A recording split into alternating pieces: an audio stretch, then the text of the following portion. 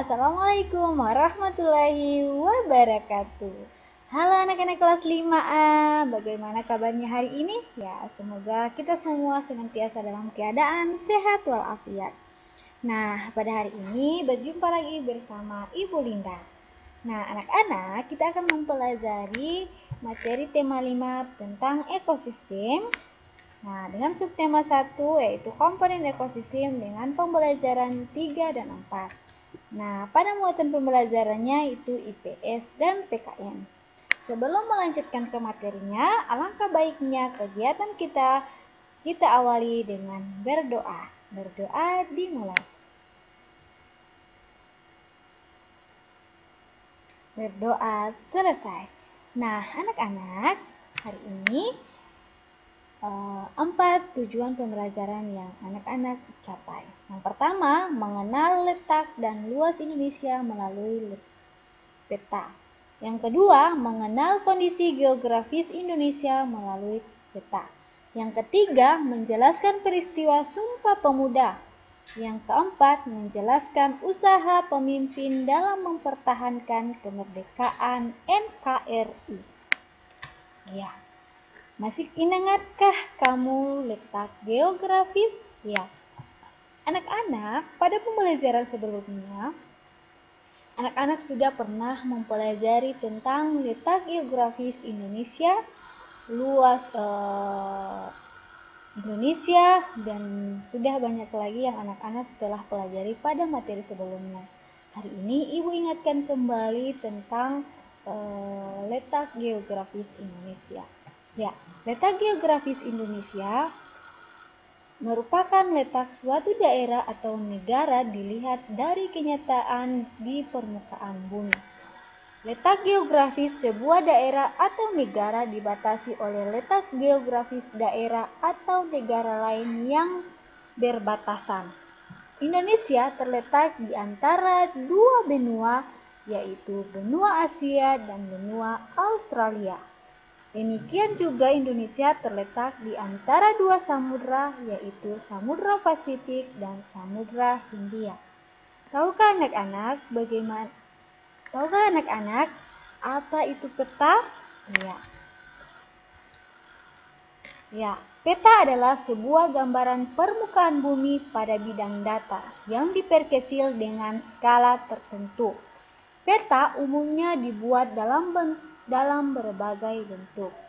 Nah, anak-anak, peta ini memiliki berbagai komponen. Ya. Perhatikan nih anak-anak. Ya. Yang pertama adalah judul. Nah, di sini judul petanya adalah Peta Wilayah Kedaulatan dan Yuridis Nasional Republik Indonesia. Ini yang merupakan judul ya anak-anak. Yang kedua adalah skala peta. Nah, skala peta itu biasanya yang tertulis 1:1000. Ya. Kemudian yang ketiga adalah simbol. Nah, simbol ini biasanya terletak di sini. Ya. Nah, simbol merupakan gambar atau warna tertentu pada peta untuk mewakili objek dalam peta. Nah, ini simbol-simbolnya ya anak-anak. Nah, yang keempat adalah garis astronomis, merupakan garis hayal pada muka bumi atau garis mendatar horizontal terdapat pada peta.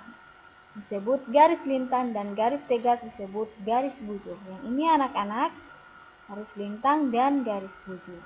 Ada datar dan ada horizontal maupun vertikal. Yang ini anak-anak. Yang kelima adalah legenda. Legend ini yang di kotak ini. Legend merupakan keterangan beberapa simbol yang digunakan pada peta untuk memudahkan pengguna peta memahami isi peta. Ini legendnya. Yang keenam adalah mata angin. Mata angin merupakan pedoman utama arah mata angin. Mata angin yang mengarah ke atas menunjukkan arah utara. Ini ya mata angin sudah kita pelajari di materi skala ya, ada utara, selatan, barat, timur, barat daya, barat laut, tenggara. Itu arah mata angin. Ini ya anak-anak. Nah, anak-anak, negara kepulauan merupakan salah satu ciri dari negara maritim. Jadi Indonesia selain terletak Indonesia selain merupakan negara agraris, Indonesia juga merupakan negara maritim. Ya, negara maritim adalah negara yang memiliki luas laut lebih besar dibanding dengan luas daratan, yang terdiri atas pulau-pulau. Oleh karena itu, penduduk yang tinggal di negara maritim banyak memanfaatkan sumber daya kelautan untuk memenuhi kebutuhannya. Selain sebagai negara kepulauan dan maritim, berdasarkan kondisi geografisnya, Indonesia juga merupakan negara agraris. Apa itu negara agraris, anak-anak? Iya, benar sekali. Negara agraris adalah negara yang sebagian besar penduduknya bekerja sebagai petani yang mengolah lahan pertanian. Sebagai negara agraris, tentu saja negara Indonesia memiliki lahan subur yang sangat cocok untuk pertanian dan perkebunan. Perhatikan kembali peta Indonesia tersebut. Jika diperhatikan, negara Indonesia memiliki banyak sekali gunung berapi yang masih aktif. Abu vulkanik gunung berapi dapat menyuburkan tanah yang berada di sekitarnya. Tanah yang subur merupakan sumber daya alam yang penting untuk pertanian. Salah satu faktor yang mendukung faktor perikanan dan pertanian Indonesia adalah iklim. Letak Indonesia mengakibatkan Indonesia memiliki dua musim, yaitu musim hujan dan musim kemarau. Selain itu, Indonesia mendapatkan sinar matahari yang cukup karena terletak pada garis ekuator. Oleh karena itu, tanaman akan mendapatkan sinar matahari dan air yang cukup. Nah, anak-anak, kenapa negara Indonesia dikatakan negara agraris dan maritim? Karena Indonesia memiliki banyak pulau dan memiliki daratan yang luas. Pemanfaatan laut sebagai sumber daya laut, yaitu dimanfaatkan masyarakat untuk mencari ikan. Nah, salah satunya adalah nelayan. Yang kedua adalah sebagai negara agraris, sebagian besar penduduk Indonesia melakukan kegiatan bercocok tanam.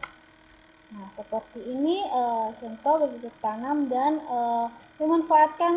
pemanfaatan sumber daya alam yang ada di laut. Nah, anak-anak, Indonesia merupakan negara kepulauan yang beberapa wilayahnya dipisahkan oleh perairan. Meskipun begitu, Indonesia tetap bersatu hingga saat ini. Usaha mempersatukan Indonesia yang telah dilakukan oleh para pahlawan tidak mudah, sehingga kita harus menghargainya dengan cara menjaga kesatuan negara Indonesia ini. Para pahlawan berjasa dalam memperjuangkan kemerdekaan Republik Indonesia. Salah satu perjuangannya adalah melalui Kongres Sumpah Pemuda. Nah, anak-anak, Sumpah Pemuda ini sudah kita peringati pada tanggal 28 Oktober. Nah, lalu peristiwa apakah Sumpah Pemuda itu? Ya. Sumpah Pemuda merupakan salah satu peristiwa penting dalam sejarah nasional Indonesia. Peristiwa ini makin menyadarkan masyarakat Indonesia kala itu berada di bawah penjajahan Belanda terhadap pentingnya persatuan dan kesatuan untuk melawan penjajah. Kesadaran akan pentingnya persatuan dan kesatuan bangsa mendorong para pemuda dari berbagai suku bangsa yang ada di Indonesia untuk mengambil tindakan patriotisme. Situasi penjajahan Belanda yang diwarnai dengan larangan melakukan kegiatan organisasi mendorong para pemuda berdatangan dari berbagai penjuru Indonesia untuk berkumpul di Jakarta. Kongres Pemuda diadakan pada tanggal 27 dan 28 Oktober tahun 1928, melahirkan peristiwa yang namanya Sumpah Pemuda. Peristiwa ini menginspirasi seluruh lapisan masyarakat Indonesia terhadap pentingnya persatuan dan kesatuan Indonesia. Nah, peristiwa Sumpah Pemuda ini sangat penting ya bagi masyarakat Indonesia karena mempersatukan persatuan dan kesatuan bangsa Indonesia. Nah, inilah tempat di mana terjadinya pembacaan Sumpah Pemuda. Ini adalah peserta yang datang pada saat Kongres Sumpah Pemuda kedua. Nah, lalu apa saja sih? Ya, tentu anak-anak pasti tahu apa isi dari Sumpah Pemuda itu. Nah, yang pertama, kami putra dan putri Indonesia mengaku bertumpah darah yang satu, yaitu tanah air Indonesia. Yang kedua, kami putra dan putri Indonesia mengaku berbangsa satu, yaitu bangsa Indonesia. Yang ketiga, kami putra dan putri Indonesia menjunjung bahasa persatuan, yaitu bahasa Indonesia. Nah, inilah isi dari Kongres 1 dan 2, yaitu 3 ikrar Sumpah Pemuda ya anak-anak. Nah, dari 3 isi dari Sumpah Pemuda ini memiliki makna masing-masing. Ya, mari tetap simak penjelasan Ibu. Yang pertama, kami putra-putri Indonesia mengaku bertumpah darah satu tanah air Indonesia, bermakna bahwa kita harus bangga menjadi warga negara Indonesia. Keberagaman yang dimiliki Indonesia merupakan sebuah kekayaan yang semestinya membuat kita bangga. Meskipun berbeda, kita harus bersatu, seperti semboyan Bhinneka Tunggal Ika, yang berarti berbeda-beda tetapi tetap satu jua. Yang kedua maknanya adalah kami putra-putri Indonesia mengaku berbangsa satu, yaitu bangsa Indonesia. Bermakna bahwa setiap pemuda mengaku sebagai bangsa Indonesia. Butir ini mencerminkan rasa persatuan dan kesatuan antar sesama bangsa Indonesia, sehingga toleransi antar sesama dan tercapai. Yang ketiga, kami putra dan putri Indonesia menjunjung bahasa persatuan, yaitu bahasa Indonesia. Sini bahwa bermakna salah satu pemersatu bangsa Indonesia merupakan bahasa Indonesia. Bahasa Indonesia mengakui bangsa Indonesia sebagai bahasa nasional yang resmi digunakan dalam kehidupan sehari-hari. Nah, anak-anak, itulah makna dari isi Sumpah Pemuda. Selanjutnya, kita akan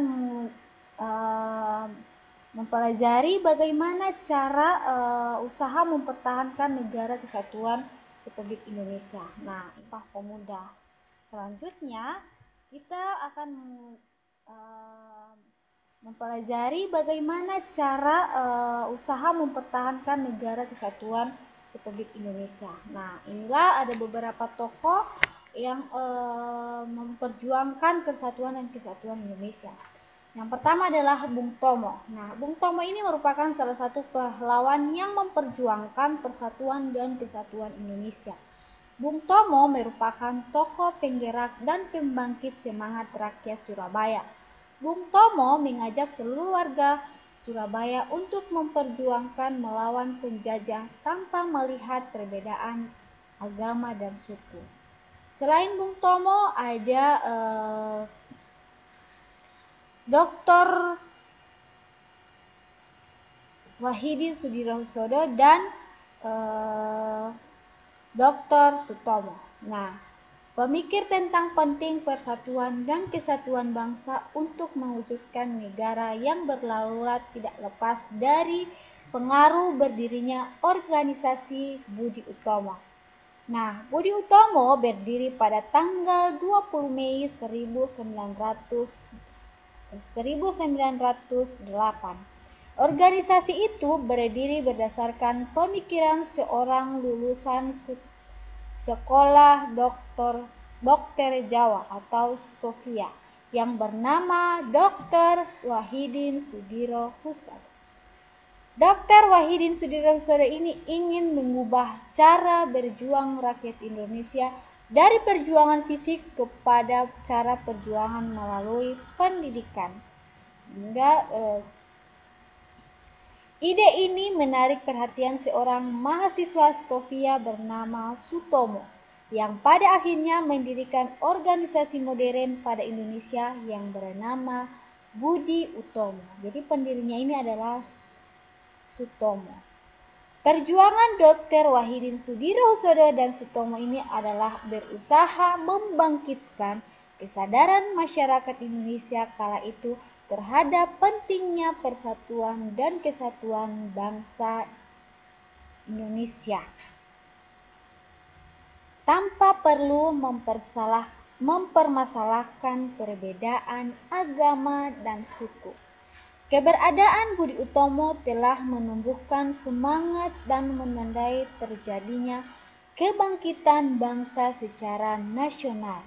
Sementara kebangkitan pemuda Indonesia ditandai dengan peristiwa Sumpah Pemuda pada tanggal 28 Oktober 1928. Ya, jadi bangkitnya pemuda itu terjadi pada peristiwa Sumpah Pemuda. Nah, sebelum itu Sutomo sudah mendirikan organisasi pendidikan yang nama Budi Utomo. Pada kenyataan, semangat persatuan dan kesatuan selalu mendapat tantangan. Tantangan ini berupa perlawanan dari bangsa asing maupun tantangan dari warga negara Indonesia yang tidak menginginkan persatuan bangsa.